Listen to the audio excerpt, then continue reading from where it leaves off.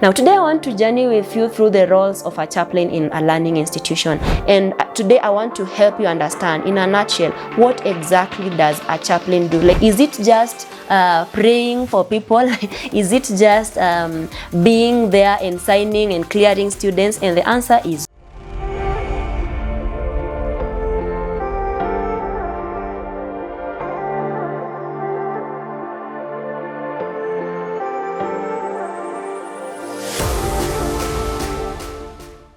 welcome back to my YouTube channel. I am so glad that you found time to be here. My name is Deborah Joy Juma. I am one of the chaplains at Kabarak University, and in this YouTube channel I talk a lot about chaplaincy in learning institutions because, just like I said in my first and second episode, if you have not watched them you can go back and rewatch. I told you that learners are a people too. They come to the learning institutions with baggage, and some of them are carrying a lot of baggage in terms of family issues. Maybe they come from dysfunctional families. Others come with intellectual challenges. They are not able to comprehend some concepts, yet others just need somebody to be there for them. And like I introduced you the other time to what chaplaincy is, I told you that chaplaincy is purely the ministry of presence. If you can sit with someone and listen to them without judging them, without waiting to reply and tell them this is what I think, but just listen, then you are practicing chaplaincy. And that is what our learners need, because again, they are a people too. Now today I want to journey with you through the roles of a chaplain in a learning institution. I had someone the other day mention to me that, it is you who is helping me understand what a chaplain does in the learning institution, because for him, when he was in school, the chaplain would only offer prayers during special occasions, and then once they are done with their schoolwork, then the chaplain would just clear them. So he was telling me, the only thing I know is that once I'm done with school, I go to the chaplain's office for clearance. And today I want to help you understand in a nutshell what exactly does a chaplain do. Like, when we're talking about the ministry of presence, what do we mean by you being present in the life of a learner and also in the life of all the caregivers in the learning institutions? Remember, in the learning institution we have people who are in the teaching faculty, others are in the support staff, we call them administrative staff, and others are just people who come and go. Like, a parent may come to check on their student or their child, and that means then they need somebody who can be there and be present.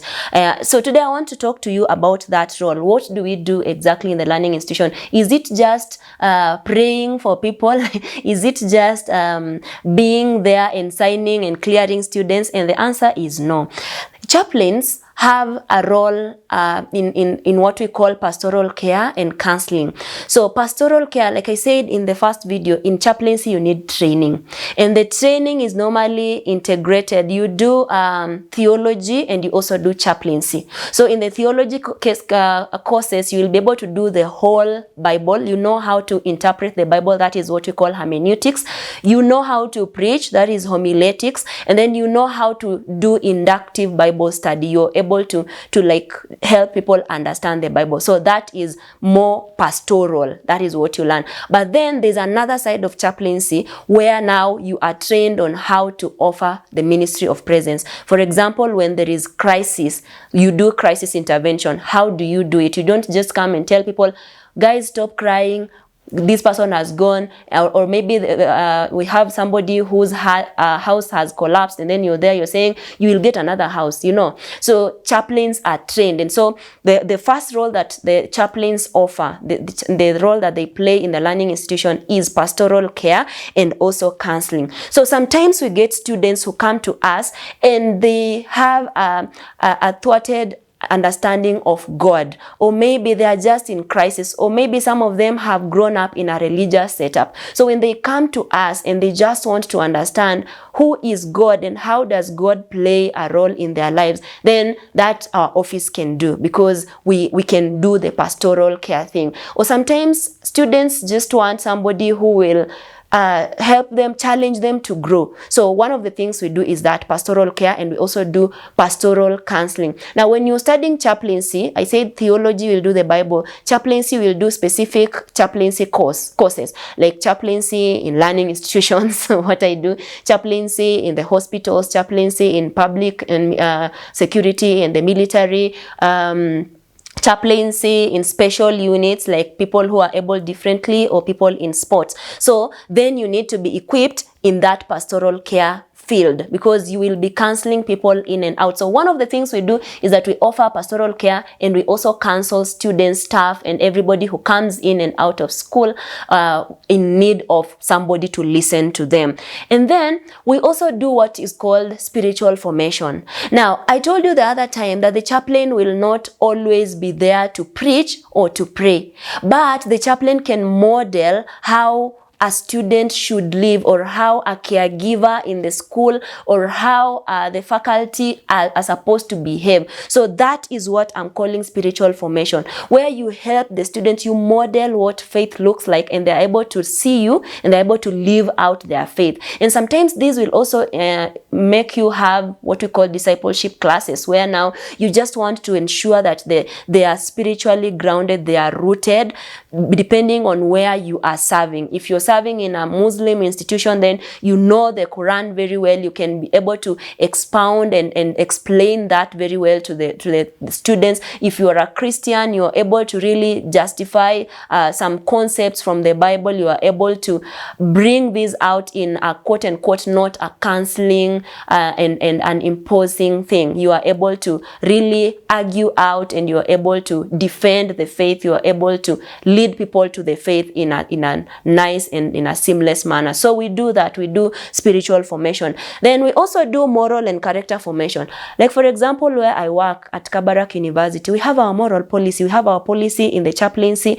And then we also have, the university has this tagline where we say we offer education from a biblical perspective. So as a chaplain, then it is your responsibility, or as one, it is my responsibility to ensure that the students' moral and character is good. And that now can be done through the different avenues that we present to students, where they can be able to grow their faith. And we remind them that when you do this, this is wrong. We give them facts, we give them evidence. Again, that is the reason why you need training to be a chaplain, because you cannot develop someone's character if you yourself do not know how good character looks like.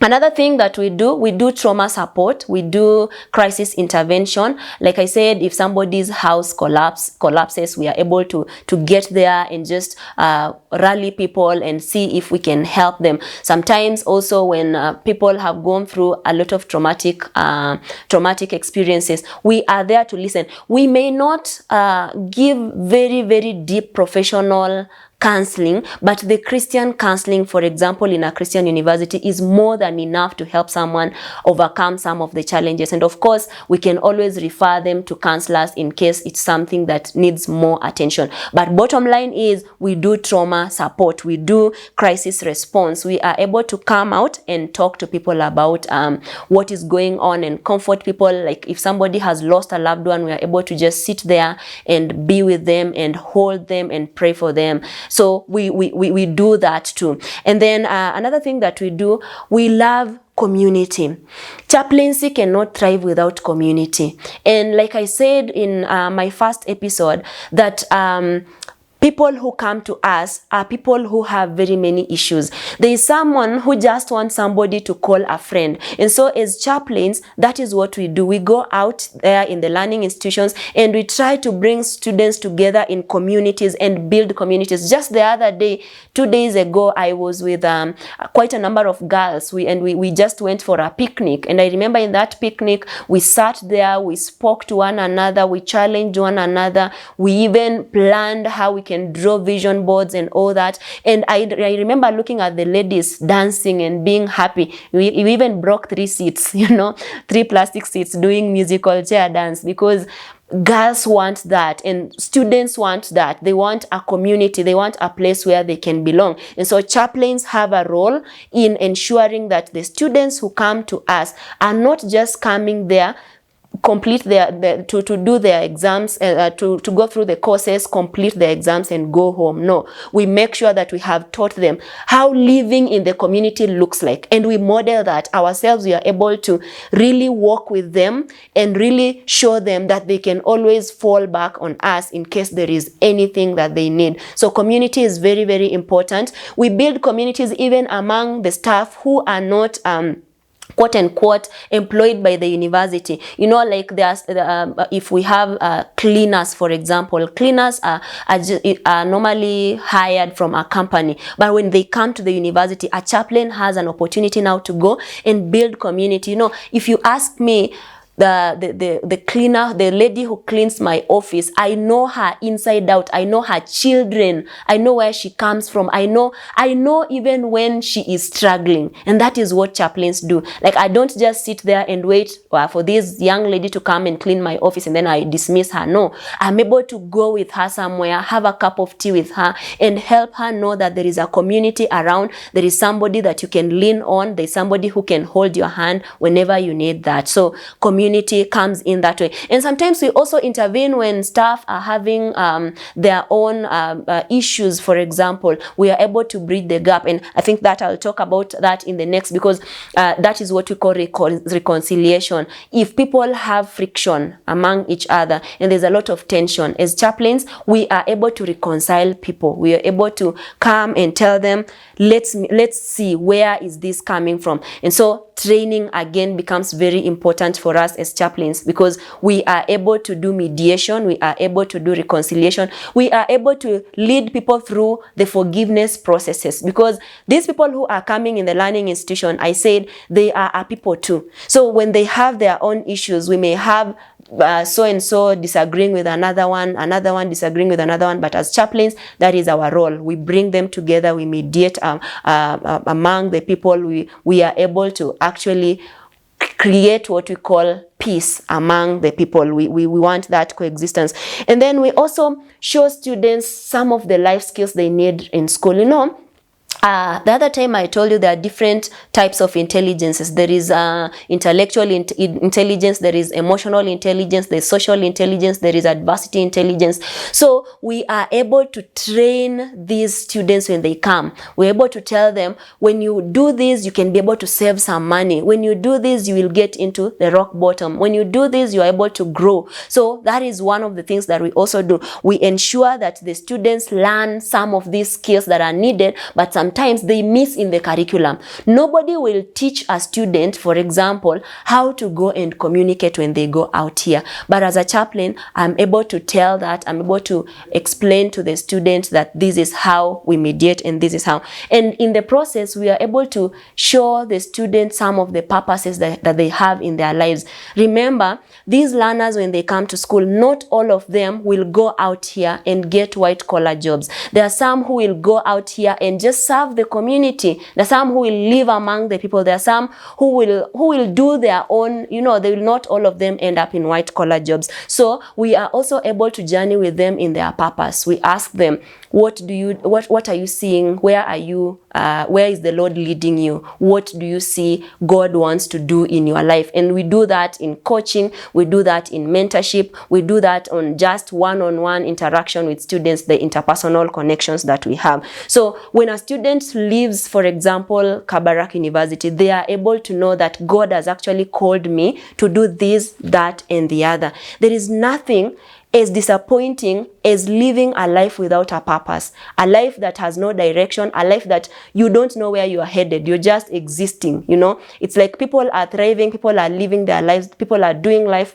big, but you are in a shell somewhere, and you are always wondering, why am I on earth today? So as chaplains, we do that. We help our students find purpose, and sometimes we do that even through the different ministries. For example, in our campuses, we have the Christian Union, we have the some universities I know have SDA movements, we have different kinds of movements. So through that, we are able to identify what is it that God is calling these students to, apart from just being a student, apart from just being there and completing their course. So we do that. And then we also do what we call cultural and interfaith engagement, that a student can come to me. Yes, I am a chaplain who is a Christian. A student can still come to me and they can get the help they need, because we have interfaith dialogue and what is basically known as ecumenism. We are able to accommodate everyone regardless of their faith, regardless of where they are coming from. Of course, that doesn't mean that as chaplains we compromise. No, we are so staunch and so strong in our belief systems that we know how to interact with these other students who come from different faiths and have a dialogue without making them feel like they do not belong where we are. I work in a Christian university and I have very many students who are Muslims, and some of them do not have and have not subscribed to any faith, but I interact with them, I model faith for them, I live and do life with them until they get to a point where they understand that indeed this is what God wants me to do. So we engage a lot. And then another thing that we do a lot is just institutional support. Like we support the institution. There are some universities I know that have protocols, like where I work, we have the head who is the provost, and then from the provost we have the chaplains now. So these people play a key role. Like the provost is in the management of the university, so they are able to advise, they are able to guide, they are able to direct, they are able to show people the way and to communicate with people the things that need to be done in that institution. So that is another thing that they do. We do a lot of institutional support roles, even in marketing and other things that you may assume we have no idea about. But as chaplains, we are always committed to make sure that we promote the values of the institution, the mission, the vision, and everything in between as pertaining the institution. Now, generally, what we do is what we call holistic student wellness. And holistic student wellness means that we have a student who is a student, but he or she is all-rounded. Like we ensure that this student is fully equipped. Like spiritually, we have grounded them. They know what to believe in. They know what is fake and what is not fake. You know, the other day I was listening to someone talk to us about how bankers identify fake notes, and what they do, they interact a lot with genuine notes until when they see a fake note, they are able to tell this is a fake note because they have interacted a lot with the genuine note. And that is what chaplains also do, that we interact with students a lot until they are able to tell that when I go this direction, I'm going to lose it. When I go this direction, I'm going to thrive. So we are able to really grow the student holistically. We are able to show them and to model to them how faith looks like for them. But then a question comes in, because traditionally, we have had this understanding that chaplains just come and then they're old people and they sit there, they wait for what I told you. When a student is clearing university, they pass by the office, or when there is a special occasion, or when a student is bereaved, when there is a crisis, we come in. But when we talk about the holistic student wellness, we mean that even the happy times of the student are also maximized. That we don't just tell them, we don't just deal with pain. We also have moments where students just come and we laugh and we feel happy and we are full of joy, because we want them to be holistic, to know that there are other seasons, not just the season of sadness when they need us or when they need help. We also celebrate when, for example, a student does very well in the exam. We are happy as chaplains because we know this student has not only grown spiritually, but even in their intellectual capacity, they have done so well. So in a nutshell, that is what chaplains do in this generation today, that we are able to do pastoral care and counseling. We are able to guide the student in spiritual and character formation, moral development. We're able to do that. We're able to intervene when there is crisis, and when the students or any person in the learning institution needs trauma support, we're able to do that. We're able to build community with them. We're able to mediate and also help people in the reconciliation ministry. We are able to give guidance and grow the skills of the students and also show them their purpose. We are able to involve all the other faiths. We do not look down upon any faith, but we are very strong in our faith. And I just want to talk to somebody who is a chaplain also, that Training helps you to be grounded in what you believe in, and the foundation helps you now to bounce back when you are helping someone else, when you are dealing with that student. Then you are also not overwhelmed when there is a traumatic experience and you are working with the student. You are able to detach from that. Yes, you offer empathy, but you are able to detach from what is happening so that you don't end up harming yourself. So we do all that, and we ensure that the running of the institution is well done, and we ensure that the students are growing in a very holistic manner. Some of the parents actually love it when they encounter the chaplain in the first meeting in school. Why? Because they know that their student will not only have the academic credentials, but they will also go out with something that is bigger than just their academics. So that is what, as chaplains, we do in a nutshell. In my next episode, I will share with you now the kind of learners that we get, and the role and how the role plays out as we deal with those learners. Bye bye for now. See you in the next video.